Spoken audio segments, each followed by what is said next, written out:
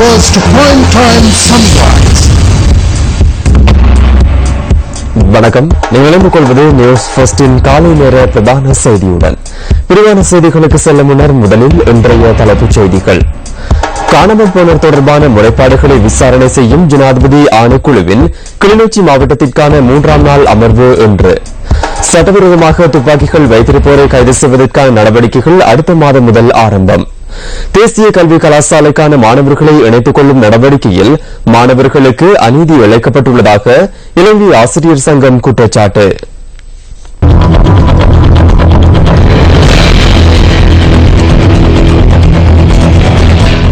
இனி விரிவான செய்திகள். வத்தளை ஆராய்ச்சிவாதி பகுதியில் இரு குழுக்களுக்கிடையில் ஏற்பட்ட மோதலில் இருவர் காயமடைந்துள்ளனர்.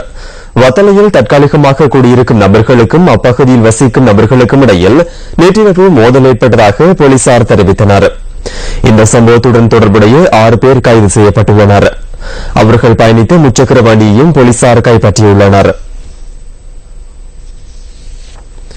ஹொரணை பகுதியில் துப்பாக்கியுடன் சந்தேக நபர் ஒருவர் கொழும்பு குற்றத்தடுப்பு பிரிவினரால் கைது செய்யப்பட்டுள்ளார். குறித்த சந்தேக நபர் ஆடை தொழிற்சாலை ஒன்றில் தொழில் புரியும் ஊழியர் ஒருவர் என போலீசார் தெரிவித்தனர். சட்டவிரோதமாக கைத்துப்பாக்கிகளை வைத்திருப்போரை கைது செய்வதற்கான நடவடிக்கைகள் தொடர்ந்தும் இடம்பெறுவதாகவும் போலீசார் குறிப்பிட்டனர். இந்த சம்பவம் தொடர்பான விசாரணைகளை கொழும்பு குற்றத்தடுப்பு பிரிவினர் முன்னெடுத்து வருகின்றனர். சட்டவிரோதமாக துப்பாக்கிகள் வைத்திருப்போரை கைது செய்வதற்கான நடவடிக்கைகள் எதிர்வரும் 6ஆம் தேதி வரை முன்னெடுக்கப்படும் என பாதுகாப்பு ராஜாங்க அமைச்சர் ருவான் விஜயவர்தன தெரிவித்துள்ளார். சட்டவிரோத துப்பாக்கிகளை மீள் ஒப்படைக்கும் நடவடிக்கைகள் இதுவரை வெற்றிகரமாக முன்னெடுக்கப்பட்டு வருவதாகவும் அமைச்சர் தெரிவித்தார். கடந்த 25ஆம் தேதி ஆரம்பிக்கப்பட்ட ஆயுதங்களை மீள் ஒப்படைக்கும் செயற்பாடுகள் எதிர்வரும் 6ஆம் தேதி வரை இடம்பெறவுள்ளன. துப்பாக்கிகளை மீள் ஒப்படைக்கும் நபர்களுக்கு 5000 ரூபாய் தொடக்கம் 25000 ரூபாய் பணத்தொகை வழங்கப்படுகின்றது. சட்டவிரோத கைத்துப்பாக்கிகளை போலீஸ் நிலையங்களிலும் பிரதேச செயலாளர் அலுவலகம் அல்லது மாவட்ட செயலாளர் அலுவலகத்தில் ஒப்படைக்க முடியும் எனவும் பாதுகாப்பு ராஜாங்க அமைச்சர் மேலும் தெரிவித்தார். யாழ்ப்பாணம் ஊர்காவல்துறை போலீஸ் பிரிவிற்குட்பட்ட நாரத்தனி பகுதியில் கிணற்றில் விழுந்து 7 வயது சிறுமி உயிரிழந்துள்ளார். இந்த சம்பவம் நேற்று பிற்பகல் 2:30 மணி அளவில் இடம்பெற்றதாக ஊர்காவல்துறை போலீசார் தெரிவித்தனர். ஊர்காவல்துறை பகுதியைச் சேர்ந்த 7 வயதான கெசாயினி எனும் சிறுமியை இவ்வாறு உயிரிழந்துள்ளார். திடீர் மரண பரிசோதனை இடம்பெற்ற பின்னர் சடலம் ஊர்காவல்துறை வைத்தியசாலையில் வைக்கப்பட்டுள்ளது. பிரேத பரிசோதனைகள் இன்று இடம்பெறவுள்ளதுடன் ஊர்காவல்துறை போலீசார் மேலதிக விசாரணைகளை மேற்கொண்டு வருகின்றனர். பிரதேச செயலாளர் பிரிவுகளில் நிலவும் வெற்றிடங்களை கருத்தில் கொண்டு இம்முறை கல்வி கலாசாலைக்கான மாணவர்களை இணைத்துக் கொண்டதால் உயர்தர பரீட்சையில் திறமை சித்திகளை பெற்ற மாணவர்களுக்கு அநீதி இழைக்கப்பட்டுள்ளதாக இலங்கை ஆசிரியர் சங்கம் தெரிவித்துள்ளது. கல்வி பொதுத்தராதர உயர்தர பரீட்சையில் அதிக Z புள்ளிகளை பெற்ற மாணவர்களுக்கு கல்வி கலாசாலையில் இணைத்துக் கொள்ளும் வாய்ப்பு அற்றுப்போயுள்ளதாக சங்கத்தின் செயலாளர் மஹிந்த ஜெயசிங்க தெரிவித்துள்ளார். இம்முறை தேசிய கல்வி கலாசாலைக்கு 4700 மாணவர்களை இணைத்துக் கொள்வதற்கு கல்வி அமைச்சு நடவடிக்கை எடுத்துள்ளது.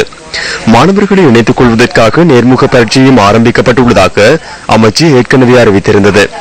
அமைச்சின் இந்த தீர்மானத்தினால் உயர்தர பரீட்சையில் சித்தி பெற்ற மாணவர்கள் பெரிதும் பாதிக்கப்பட்டுள்ளதாக இலங்கை ஆசிரியர் சங்கத்தின் செயலாளர் குறிப்பிட்டுள்ளார்.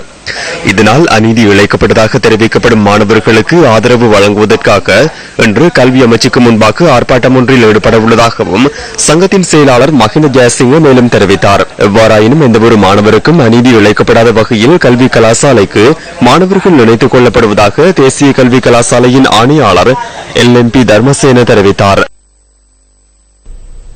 காணாமற் போனோர் தொடர்பான முறைப்பாடுகளை விசாரணை செய்யும் ஜனாதிபதி ஆணைக்குழுவின் கிளிநொச்சி மாவட்டத்திற்கான 3ஆம் நாள் அமர்வு இன்று கண்டாவளையில் இடம்பெறவுள்ளது. இன்றைய சாட்சி விசாரணைகளுக்காக 240 பேருக்கு அழைப்பு விடுக்கப்பட்டுள்ளதுடன் புதிய முறைப்பாடுகளும் மக்களிடமிருந்து ஏற்றுக்கொள்ளப்பட உள்ளன. நேற்று இடம்பெற்ற அமர்வில் 220 பேரிடம் சாட்சியங்கள் பதிவு செய்யப்பட்டதுடன் காணாமற் போனோர் தொடர்பில் புதிதாக 64 முறைப்பாடுகளும் ஏற்றுக்கொள்ளப்பட்டன. கிளிநொச்சி மாவட்ட செயலகத்தில் எதிர்வரும் 28ஆம் தேதி வரை நடத்தப்படவுள்ள சாட்சி விசாரணைகளுக்கு தூர இடங்களில் இருந்து வருவோருக்கான விசேட பஸ் சேவைகளும் ஏற்பாடு செய்யப்பட்டுள்ளன. கிளிநொச்சி மாவட்டத்தின் கரைச்சி, கண்டாவளை, பூநகரி மற்றும் பச்சிலைப்பள்ளி பிரதேச செயலக பிரிவுகளில் காணாமற் போனோர் தொடர்பில் இறுதிக்கட்ட சாட்சி விசாரணைகளை ஆணைக்குழு முன்னெடுத்து வருகின்றது. கண்டி பன்வில ஆகலை தோட்டத்திலிருந்து பணிப்பெண்ணாக சவுதி அரேபியாவிற்கு சென்று உயிரிழந்த மாணிக்கம் மகேஸ்வரியின் மரணத்தில் சந்தேகம் நிலவுவதாக உறவினர்கள் தெரிவிக்கின்றனர். சவுதி அரேபியாவிற்கு பணிப்பெண்ணாக சென்ற மாணிக்கம் மகேஸ்வரி உயிரிழந்துள்ளதாக அறிவிக்கப்பட்டுள்ளதாக அவரின் உறவினர்கள் தெரிவிக்கின்றனர். 2 பிள்ளைகளின் தாயான மாணிக்கம் மகேஸ்வரி 2013ஆம் ஆண்டு சவுதி அரேபியாவிற்கு பணிப்பெண்ணாக சென்றார். குறித்த பெண் உடனான தொடர்பை அவரது குடும்பத்தினர் இழுத்திருந்த நிலையில் அவர் உயிரிழந்ததாக கடந்த 19ஆம் திகதி வெளிநாட்டு வேலைவாய்ப்பு பணியகத்தினால் அறிவிக்கப்பட்டுள்ளது. மகேஸ்வரியின் மரணம் தொடர்பில் தெரிவிக்கப்பட்ட விடயங்களில் முரண்பாடுகள் காணப்படுவதாகவும் சந்தேகம் நிலவுவதாகவும் உறவினர்கள் தெரிவிக்கின்றனர். படிக்க வைக்க கஷ்டம், அதனால வெளிநாட்டுக்கு போயிடுச்சு. 2 வருஷம் இருந்துச்சு. 6ஆம் தேதி எனக்கு சல்லி அனுப்பிட்டு கோல் கழிச்சு எனக்கு சல்லி எடுக்க சொல்லிச்சு. அதுக்கு பிறகு மறுநாள் நான் கோல் பண்ணேன், கோல் வேலை செய்யலை. அப்புறம் அந்த கிழமையை பார்த்தா கோல் வரும்னு வரலை. அப்புறம் 19ஆம் தேதி அங்கே வந்து எங்களுக்கு தெரியப்படுத்தினாங்க.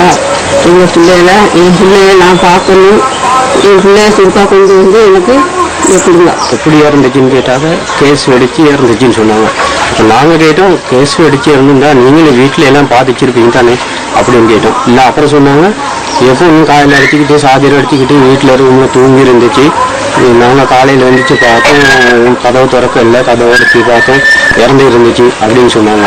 சின்ன பிள்ளைகள் 2 வாழணும், படிக்கணும். நாங்கள் சரியான வரணும்னு நடத்தேன். ஒரு தங்கச்சி வெளிநாட்டு போணுச்சு. அந்த பிள்ளைகள் வாழ்றது படிக்கிறதுக்கு எங்களுக்கு அரசாங்கம் சரி ஒரு உதவி பண்ணணும். எங்களுக்கு தங்கச்சி கொண்டு வந்து நாங்கள் முகத்தை பார்க்கணும். அதை கொண்டு வந்து எங்களுக்கு அரசாங்கம் முகத்தை நாங்கள் பார்க்குறதுக்கு அரசாங்கம் உதவி பண்ணணும்.